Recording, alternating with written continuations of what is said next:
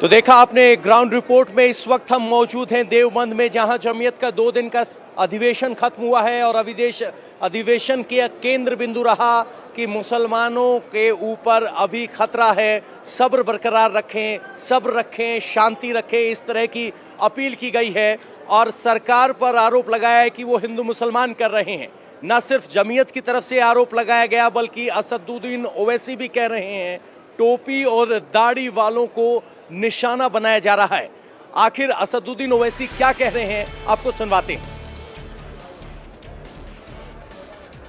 बेरोजगारी नौजवानों में जो भारत में दुनिया में किसी मुल्क में नहीं है, मगर मोदी जी बोल रहे 8 साल में मैंने चांद पर जाकर मट्टी आपके कदमों में डाली। गाय के नाम पर पीटा गया, कौन जिम्मेदार है? दाढ़ी के नाम पर मारा गया, कौन जिम्मेदार है? सर पर टोपी पहनने पर मारा गया, हाफिज जुनैद को चलती हुई ट्रेन में मारा गया, कौन जिम्मेदार है? नौजवानों में, युवाओं में बेरोजगारी है तो ताजमहल बनाने वाले शाहजहां की जिम्मेदारी है। पेट्रोल डीजल बढ़ गया, औरंगजेब जिम्मेदार है, मोदी जी नहीं है जिम्मेदार।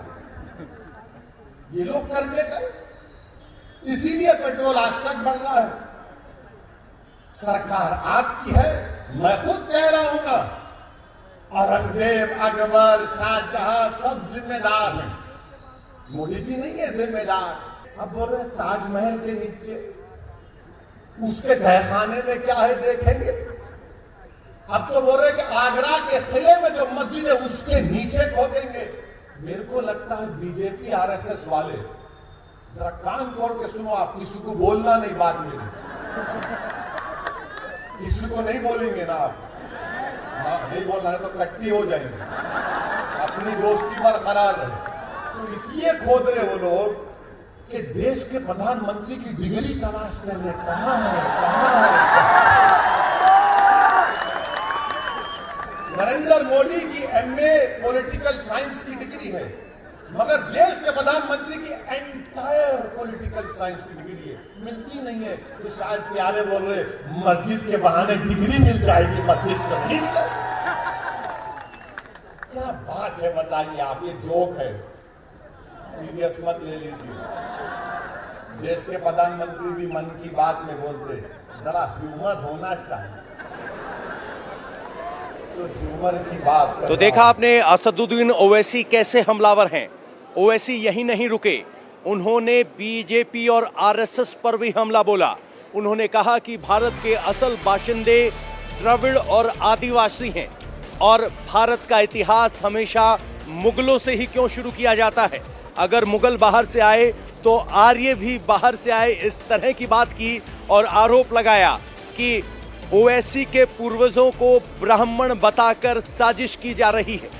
आइए आपको सुनाते हैं ओवैसी ने क्या कहा। 65,000 साल पहले अफ्रीका से लोग आए थे। 65,000 years ago people from Africa came to India or Bharat of that time. फिर 45,000 साल पहले ईरान से किसान आए थे। फिर उसके बाद मशरिकी एशिया से ईस्ट एशिया से लोग आए। फिर उसके बाद से सेंट्रल एशिया, वस्ती एशिया से लोग आए, उनको आर्यन बोलते। तो 4 किस्म का माइग्रेशन हुआ, अफ्रीका से, ईरान से, और तीसरा हुआ मशरिकी एशिया से, जिसको स्टेट्स पैस्टोरलिस्ट कहते हैं, चौथा वस्ती एशिया से, जिनको आर्यन कहते हैं। ये 4 आए तो भारत बना। अब भारत किसका है मालूम आपको? मेरा भी नहीं है भारत, ना उद्धव ठाकरे का भी है, ना ओवैसी का है, ना मोदी का है, ना शाह का है। भारत अगर किसी का है तो द्रविडियन आज किया ना, नेक्स्ट क्या है? सुबह कर रहा था।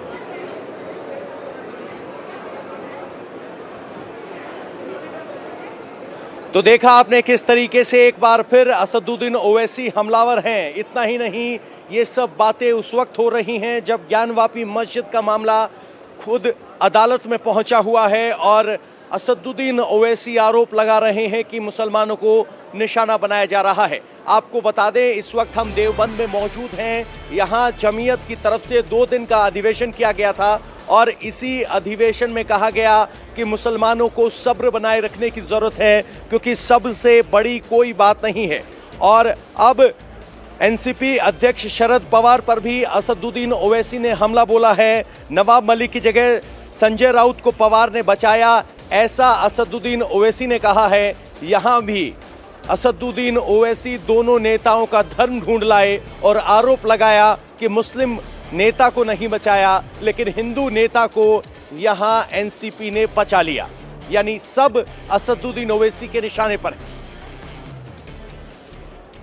जब राष्ट्रवादी कांग्रेस के मुखिया जनाब शरद पवार साहिब दिल्ली जाकर दिल्ली के बादशाह नरेंद्र मोदी से मुलाकात करते हैं, तो मीडिया ने रिपोर्ट किया कि शरद पवार साहिब ने देश के प्रधानमंत्री जो इस वक्त भारत के बादशाह बने बैठे हैं, उनसे कहा कि संजय राउत पर कुछ मत करो, उसको जेल में मत ले जाओ, उसके खिलाफ इंक्वायरी मत करो। मैं पूछना चाह रहा हूं राष्ट्रवादी कांग्रेस के लोगों से, उनको नवाब मलिक क्यों याद नहीं आया? नवाब मलिक का नाम लेना था ना। जब देश के प्रधानमंत्री से मिल रहे तो आप ही के पार्टी का नवाब मलिक है, उसके बारे में भी बोल देते कि नवाब मलिक को भेजा, जेल में डाला गया। मगर नवाब मलिक का नाम नहीं आया। किसका नाम आया? शिवसेना के संजय का नाम आया। तो क्या संजय मलिक से ज्यादा अजीज हो गया राष्ट्रवादी कांग्रेस को? यह हकीकत है, मेरी बात को याद रखो आप। जब राष्ट्रवादी कांग्रेस के मुखिया जनाब शरद पवार साहिब दिल्ली जाकर दिल्ली के बादशाह नरेंद्र मोदी से मुलाकात करते हैं, तो मीडिया ने रिपोर्ट किया कि शरद पवार साहिब ने देश के प्रधानमंत्री जो इस वक्त भारत के बादशाह बने बैठे हैं, उनसे कहा कि संजय राउत पर कुछ मत करो, उसको जेल में मत ले जाओ, उसके खिलाफ इंक्वायरी मत करो। मैं पूछना चाह रहा हूं राष्ट्रवादी कांग्रेस के लोगों से, उनको नवाब मलिक क्यों याद नहीं आया? नवाब मलिक का नाम लेना था ना। जब देश के प्रधानमंत्री से मिल रहे तो आप ही के पार्टी का नवाब मलिक है, उसके बारे में भी बोल देते कि नवाब मलिक को भेजा, जेल में डाला गया। मगर नवाब मलिक का नाम नहीं आया। किसका नाम आया? शिवसेना के संजय का नाम आया। तो क्या संजय मलिक से ज्यादा अजीज हो गया राष्ट्रवादी कांग्रेस को? यह हकीकत है, मेरी बात को याद रखो आप। इंडिया टीवी हर वक्त हर जगह डाउनलोड करने के लिए सर्च करें India TV news Google play store या ऐप स्टोर पर।